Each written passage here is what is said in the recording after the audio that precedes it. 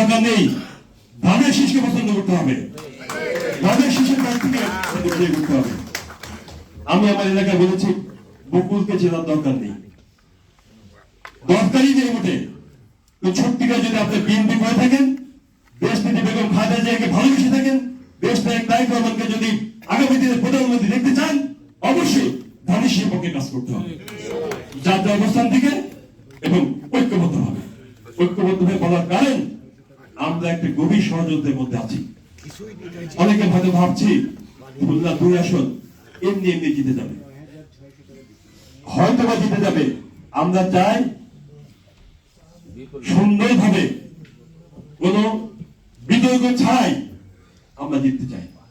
কুচক্রী মহল তাদের ষড়যন্ত্রের শেষ করতে পারবে ইলেকশনের দিন ভোট সেন্টারে। নির্বাচনকে বিতর্কিত করার যত কায়দা কারণ আছে তারা সেটা প্রয়োগ করার চেষ্টা করবে। আমরা এখানে মঞ্জু ভাই কথা বলেছে যে এখানে প্রতিদ্বন্দ্বী তেমন কেউ নয়, বিএনপি ঘরে বসে থাকলেও হয়তো এমনি এমনি জিতে যাবে, কিন্তু আমরা ভোটে ব্যবধান করতে পারি।